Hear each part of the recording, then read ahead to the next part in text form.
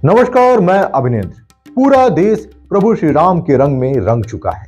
पूरे देश में दीपावली मनाई जा रही है। पूरी अयोध्या नगरी सजकर तैयार है। सभी जानना चाहते हैं कि अयोध्या में क्या कुछ हो रहा है, प्रभु श्री राम का स्वागत कैसे हो रहा है। तो आइए चलते हैं, अयोध्या से आ रही इस बड़ी खबर पर नजर डालते हैं। भगवान राम के सखा वानर राज सुग्रीव, राक्षस राज विभीषण, महावीर हनुमान, ऋक्षराज जामवंत और शिल्पकला के विशेषज्ञ नल नील की कथा तो सब जानते हैं। राम ने सीता मुक्ति के लिए रावण से हुए युद्ध में अपने इन सखाओं के योगदान की मुक्त कंठ से सराहना की है। लेकिन कलयुग में राम के 3 सखा हुए, जिन्होंने भगवान को उनके दिव्य भव्य मंदिर में स्थापित करने की लड़ाई में अहम भूमिका निभाई। कोर्ट कचहरी में रामलला के हक की पैरवी की, उनके पक्ष में गवाही दी।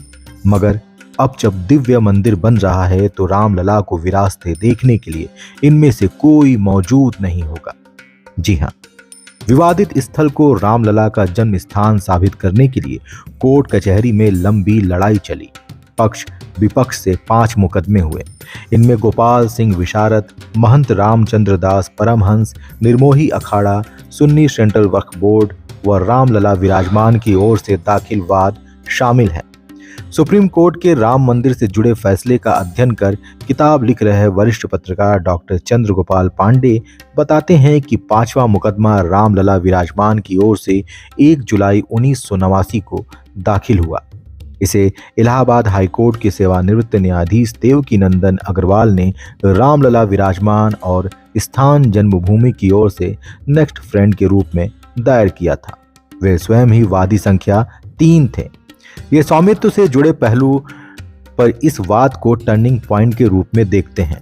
इसी वाद में रामलला ने विवादित जगह पर अपने जन्म की बात करते हुए उस स्थान को अपना होने का दावा किया था। अग्रवाल का अप्रैल 2002 में निधन हो गया। देवकी के बाद बीएचयू में प्राचीन इतिहास विभाग के प्रोफेसर टीपी वर्मा राम सखा के रूप में शामिल हुए। वर्मा ने न सिर्फ केस की पैरवी की, बल्कि पुरालेख शास्त्री के रूप में रामलला विराजमान के पक्ष में गवाही भी दी। प्रोफेसर वर्मा के बेटे सिद्धार्थ बताते हैं कि पिताजी ने कोर्ट में विष्णु हरि शिलालेख भी पढ़ा था। 12वीं सदी का 20 पंक्तियों का शिलालेख नागरी लिपि व संस्कृत में था। 48 इंच लंबा व 22 इंच चौड़ा शिलालेख कारसेवकों की असावधानी से खंडित हो गया था। शिलालेख बताता था कि विवादित स्थल पर पूर्व में मंदिर था। वर्मा ने अयोध्या का इतिहास एवं पुरातत्व पुस्तक भी लिखी है। राम सखा के रूप में उन्होंने 2002 से 2008 तक पैरवी की। 2008 में स्वास्थ्य कारणों से राम सखा की भूमिका से अलग हुए। 2020 में उनका निधन हो गया। फरवरी 2010 में रामलला के तीसरे सखा के रूप में त्रिलोकीनाथ पांडे आए। बलिया के पांडे संघ के प्रचारक रहे। आपातकाल में जेल भी गए।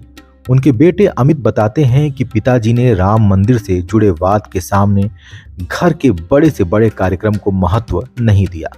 2016 में दिल्ली में वाद की पैरवी करते रहे और उनकी सगाई में भी शामिल नहीं हुए। तिलक के बीच से ही विश्व हिंदू परिषद व संघ के पदाधिकारियों के साथ दूसरे दिन सीबीआई कोर्ट में पैरवी करने चले गए। वाद में जीत के बाद कहा करते थे कि एक ही इच्छा है कि मंदिर बन जाए और भगवान विराजमान हो जाए। 2021 में उनका निधन हो गया। अमित बताते हैं कि मां को प्राण प्रतिष्ठा का निमंत्रण मिला है, वह अयोध्या जरूर जाएंगी।